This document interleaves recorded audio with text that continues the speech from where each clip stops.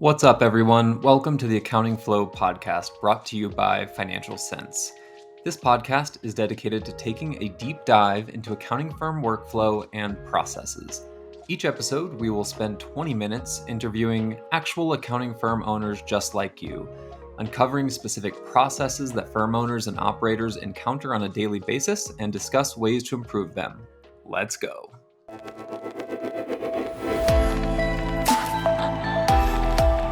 Dan Luthi, Ignite Spot. How are you? Welcome to Flow. Hey, doing really well, Roman. How are you doing? Solid. Good to be here, man. Definitely. We connected in St. Louis at Scaling New Heights, and you had a great conversation around spend management. So I thought we would focus our time here today on that and the process and how you're running spend management on behalf of your clients at your firm. Before we dive into that, would love you to tell us a bit about yourself and Ignite Spot. Perfect. No, I'd be happy to. So Ignite Spot, that's for me. It's always easy to start with that, and then because that's really where I begin, I guess you could say. Sure. Ignite Spot's been around for 15 years. We started out as an outsourced accounting service organization, so bookkeeping, accounting, and controller services. I joined the organization 13 years ago as a bookkeeper, and have just worked my way up into being a partner. And so it's been a great ride over the last several years, and it's been an awesome experience. And so we really do focus on, as much as possible, creating streamlined workflows for our clients, as well as creating financial transparency by utilizing not only just financial acumen and things from that nature, but also utilizing tech tools to help facilitate that for our customers. And so we're 25 people in our organization right now, and we're spread out all over the United States. That's awesome. And do you guys only do outsourced accounting, or do you do any tax or audit? We used to do tax. We don't do tax anymore, but just focus strictly on, I guess you could say, CAS is the primary focus that we have, and we also do fractional CFO services. Okay, so you are wholly focused on client advisory, client accounting services. So the workflow process that you bring to these clients is instrumental to your growth, to their growth, to internal efficiency, and even profit margin. And Oh, so you guys have 100%. focused a ton of time and effort on that. Yeah, it's been kind of the bread and butter focus that we've had for the last, I would say, probably 8 years, is really just trying to create not only operational efficiency for our clients, but for ourselves, because it's a tough market. I mean, clients are always looking at new tools and resources, and creating that visualization, creating that relationship is essential. I feel like in the value add service that we provide from the advisory standpoint. Yeah, that's good. And so let me ask you this before we dive into spend management. When you think about workflow and process, both internally and client facing, what are the things that come to mind to you in terms of what are the primary benefits of focusing on these workflows in terms of the output that you get? Yeah, definitely. I think one of the biggest pieces that I think is essential from the process is recognizing that what you've always done is not always the best solution. It's convenient and you know it, but oftentimes there's not only a better way, but a more accurate way Hmm. of doing it. And so that's one of the focuses that we've always had as an organization when we dive into a new client is we're looking at all of the pieces that's going on in the organization, from the way they create their proposals to the way that they're managing their expenses and receipts.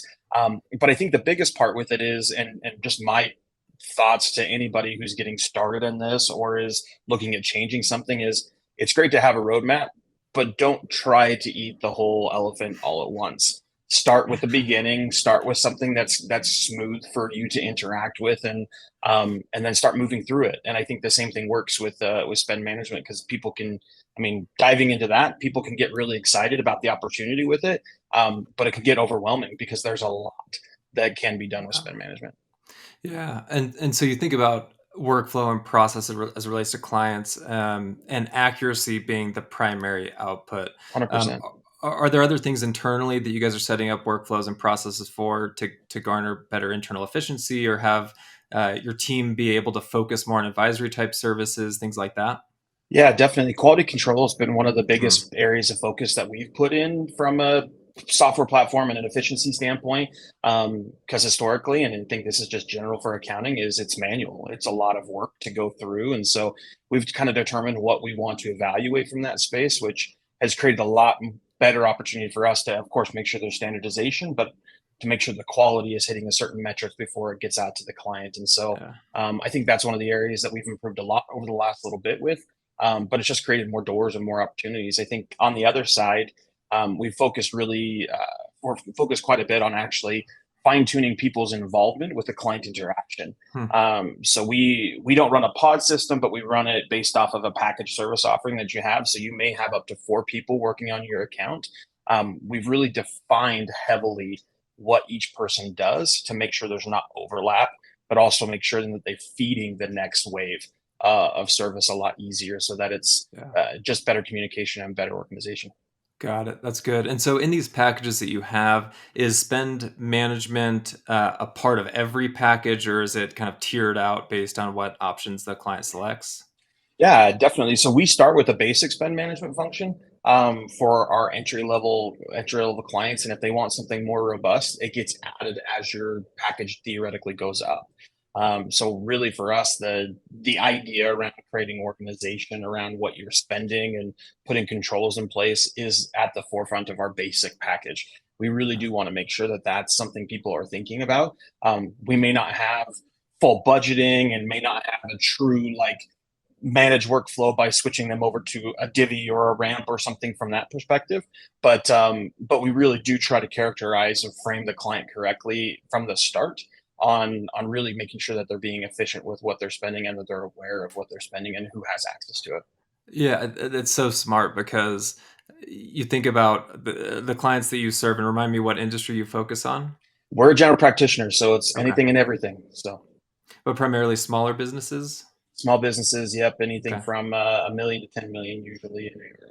Okay, so 1 million to 10 million, the focus there 90% of the time I think is cash and cash management. So when you can Yeah. rein in spend management from the early days of a client relationship, you're really setting them off on a good fit, on a good, path. 100%. Well, and to the same point, as they're growing, more people are getting involved. And so if they don't have good practice in the beginning, things get out of hand very, very quickly, not only from people spending, but also the owner having to have so much involvement in every Yeah. aspect of what's going on in the organization. So spend processes really give them the control of passing down authority to the right people without having to take pressure on themselves to be able to control every item going out. Yeah, and there's a lot to it. Yeah. A lot of pieces to that puzzle, particularly when there's, 10, 15, 20, 50, 100 employees to manage on a spend management plan. And so when you started as a bookkeeper at Ignite Spot, did you guys have a spend management offering? Did you run that for clients in the early days? We always had some conversations around it, but it was very light. It was more of an expense management service, and I know people get a little bit confused between the two. Expense Sure. is much more after the fact and less proactive, whereas spend is we're thinking about what's going to happen over the next 30, 60, 90, 120, 80 days, 120 days. And so we were much more of an expense management focus in the beginning. About I would say probably about 5 years ago, we really started changing it to where it was much more forward, forward processing and forward Mhm. thinking. And that's really where we started diving into it because tools that we were using weren't making sense and weren't helping support our clients and putting best controls in place.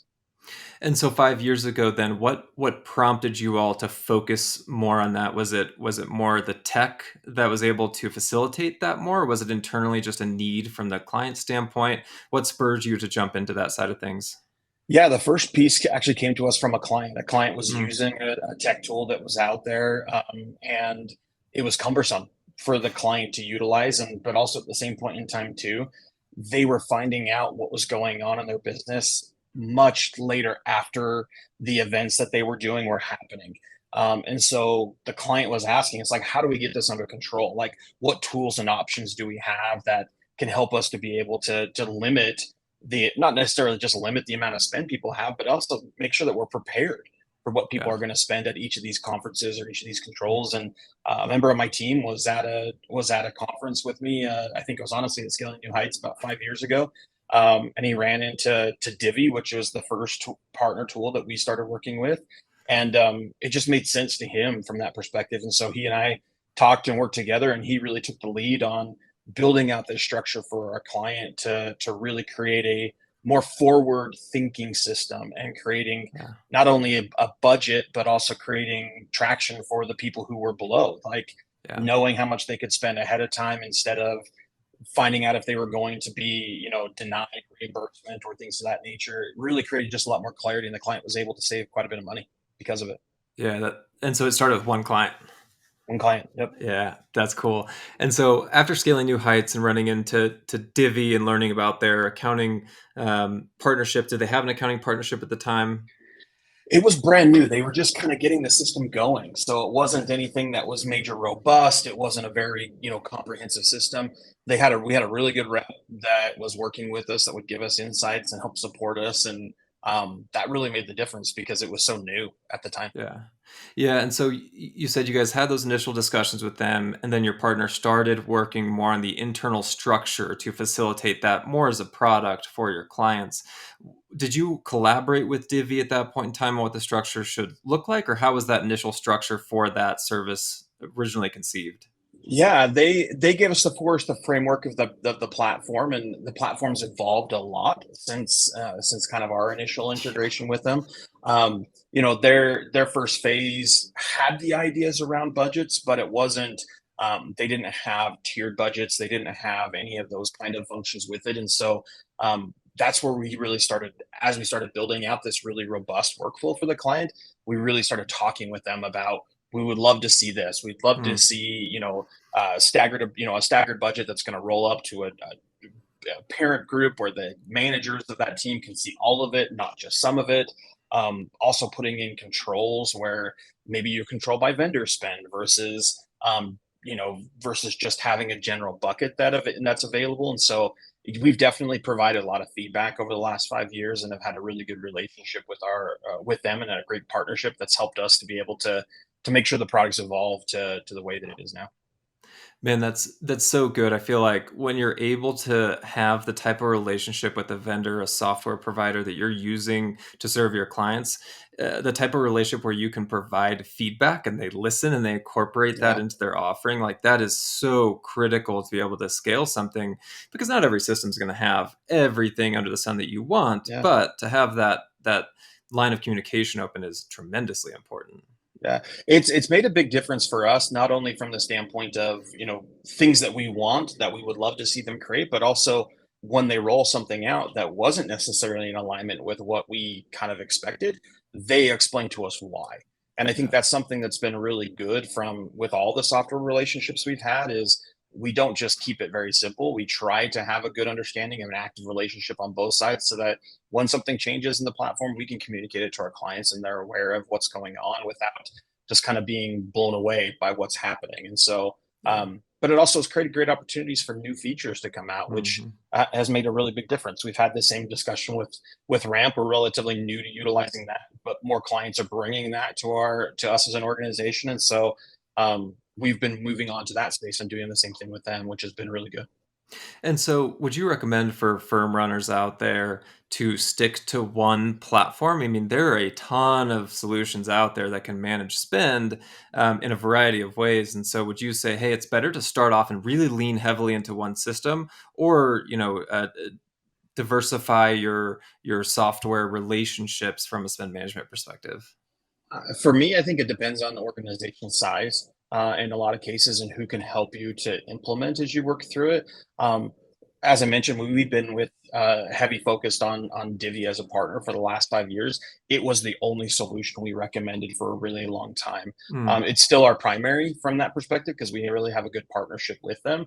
But clients are coming to us with Ramp now, and we have a little bit larger team than we did in the beginning, and so we can have specialists that are good at both systems. As we've been able to grow, we haven't had to cross train everybody on functionality. There is a lot of similarities to how the basic bookkeeping functions work with it, sure. but they are different from implementation. So that's allowed us as we've grown. So I would say if you're a smaller organization just getting started, pick one, become familiar with it. I mean, honestly, even if you can, adopt it for your own organization, because it's going to give you a lot deeper exposure to what it can and can't do, and give you a lot of opportunity to be able to dive into it further. Yeah, that's a great recommendation of if you're able to get in the system, utilize it yourself, your ability to then take that and translate it to a quality service to a client is going to be much higher. Um, 100%. so when you're onboarding these systems, when you're having those initial conversations with Divvy, how did you get the team trained up? Were they facilitating team trainings? Was it more on the partners and management team? How did that work? It started out with them training a few core people within our organization, and so did have a really great rep at the time when we first started with them, who just focused on trying to make sure that we were having a good experience, but also that we could refer a good group of clients to them. So they were very proactive in training and teaching our team on how to use the platform, how to set up the structures, and how to work through it. I think they're still really good at doing that, and so from that perspective, as our team grows or we have turnover and things like that, we do bring them back in to make sure our team is aware of those pieces so that they can consult correctly and they can give feedback correctly. We try to do that probably at least once a year, have them come in and give us feedback and kind of give us training on new releases and things like that. And it's made a world of difference from our perspective in that space. Yeah, I love that because every system software out there these days seem to have these vast libraries of how-to videos and blogs and resources. But when you're able to get somebody, an account manager or an account liaison of some kind, training the team and updating the team on best practices and how to get the most out of the platform, that makes a world of difference. Oh, 100%. And especially because the platform's changing, right? I mean, that's one of the biggest pieces. And so when someone's familiar with something from a training they did 2 years ago, and now the platform's different, coaching them through why is something that's really important. Opening up for Q&A is really big. Not everybody learns from watching videos, right? Like not Yeah. everybody learns from reading context and blog posts. Sometimes that firsthand experience and asking questions really creates a more adaptive but also more consumable Mm, relationship. And we've seen a lot of success with it. We follow up with yeah. all the extra stuff, but that initial training really does make a difference for our team being aware. Yeah, the additional training and then the ongoing support. That function is 100%. huge. So walk me through when you're bringing on a new client today and they say, "Hey, I'm going to check the box. I would really like you to take over my spend management." How do you guide them? How do you get started? What does that process look like? Definitely. This is where it gets crazy, right? This is where a lot of people start to like look at it and say, well, now we've got to convince everybody in the organization that we have to have a structure. We got to convince everybody in the organization to move all of their spend over. This is where I say let's take it one step at a time. There is a lot that you can do with it, but let's begin with reoccurring transactions. Let's begin with subscription costs. Begin with things where we need the client to understand how the platform works. Yeah. And so that's really where we start. We start with an analysis of the client's financial system, really understanding what their spend is and what's coming in and going out. And then we work to set up virtual cards for each of those individual reoccurring transactions so that the process flow for all of that is just moving more fluid. So if we find, and one of the things we find a lot of times in this case too is organizations that are getting a little bit larger start to have multiples of software applications. And so 10, 15 different Adobe licenses and things like that. So we always give recommendations on consolidations to save money with that process as well, which has been big. But we also gather that content in one single place so that we are actually capturing receipts at the same time. And Mm. so we get it centralized off of one specific user. We start the accounts to make sure that that data is being aggregated. And it really helps us to make sure that the flow is going more fluid as well, instead of having um, people still have to chase and forward and maneuver through all of that kind of stuff. And so the subscription piece is huge. I think that's really where we start and where I always recommend that people start with it. Yeah. And then once we've got that under control and people are starting to get more acclimated to it, we start building out the budgetary structure for the organization. Um, we don't dive in building out 58 budgets for every single client from the beginning. Yeah. We really start very simply with reoccurring transactions in its own budget, and then we have a separate, kind of a cadence for that organization to just get used to using it with the notifications on their phone and everything else like that, and then we dive into it further from there. Yeah, that's good. And so when somebody comes on board, do you have a recommended communication plan for them? Let's say they have 20 employees and most of them have maybe access to one company card and they've been doing the same thing for the last 6 years. Do you have a recommended communication plan to them and or to your internal team to advise them as they jump into the relationship? Yeah, definitely. So we start out with having that discussion, of course, with the parent, the key stakeholders in the organization, and then we start with training after that. Hmm. And so we gather all those employees together. We have some discussion with what's going to change from what they're used to doing. Most of them are not reaping benefits from the credit Yeah. card spend, so for them, it's just another card. And so showing the value proposition of email notifications, showing the value proposition of having a web portal for uploading that information and also seeing how much they can utilize or what's available to them, gives them a lot of hope that they're going to be able to really have more functionality in their own life regarding spend. So that's really where we put a lot of our leverage and focus and training in the beginning, and then we evolve it from there. Got it. That's good. And so with most of your clients, are you managing this on a daily basis, weekly basis? What a typical cadence look like for spend management with your clients? Yeah, so it depends on the client size. Smaller clients, we set up structure for them, or we work with them to set up structure in the beginning, and we're reviewing and auditing it on a monthly basis with them, because there's once you're set up, a lot of times you don't necessarily have to have a daily touch. Yeah. We really try to make sure that the client is trained and taught, if they're larger, on key stakeholders in the organization having access to certain things so that they can approve changes or Mm. that they can reallocate budgets or things from that perspective. And so we come in as more of the advisor and the advocate for the structure of the system, not necessarily the person maintaining every single individual piece, because in the end, we don't want to be the person who's maintaining every single budgetary change or things like that. We want to help manage it from a global level. And so we may be in touch with them and working with them on a week by week basis. But it usually transitions into more of an advisory function where we're doing it, reviewing it monthly or quarterly, and making tweaks and adjustments to budgets from there. Yeah, so the setup is so important because once you have Yeah. everything in that onboarding period set up, then the client stakeholders and those members of the company have confidence that it's going to be managed well, and so then it really reduces the touch points that you have on the back end from a Correct. services perspective, and can also push maybe the CFO team or the advisory team to spend more time on those higher value services. 100%. Yeah, it opens up so much more doors into other spaces. Hmm. It's allowed us organizationally to kind of realign our contracts with our clients on value propositions from each individual piece too. Historically, our bookkeeping and accounting was some of the largest portions of our contracts. That's evolving to where that's about half, and then the rest is advisory focused, because of things like this, which I Hmm. think has been really great. Like when you can put automations in place, where not necessarily automations for everything is being captured quickly, but automations from the perspective of too the first hand person who's touching that item is managing the flow all the way till the end. That helps to alleviate a lot of fetching. It helps to alleviate a lot Yeah. of stress that's going on globally, because more people are touching the pie around the areas they need to. And so that's really where it's allowed us to be able to add different levels of service and really focus on just organizational growth with our clients. Oh, that's so good. Particularly because you don't want your clients to look at you and say, "Oh, they're just the great spend management team." You want them to Yeah, look at you and say, "Hey, they are fantastic advisors and take care of us from top to bottom when it comes to our definitely. accounting function." Yeah, I mean, the last thing you want is your clients just to think you're a good bookkeeper. I mean, that's really the biggest piece, I think, for us as a whole is, when we have those conversations with people, it's we couldn't believe we couldn't live with our organization without you being a part of it. You've helped us so much in growth and understanding and transparency. That's all very much driven from the value add function. It's not from, hey, you wrecked my bank really well, or hey, you ticked and tied my expenses really well. So it really changes that relationship completely when the focus is around the right areas. Love it. Love it. That's so good. Well, as we wrap here, I know that IgniteSpot and yourself have published a lot of resources as it relates to spend management.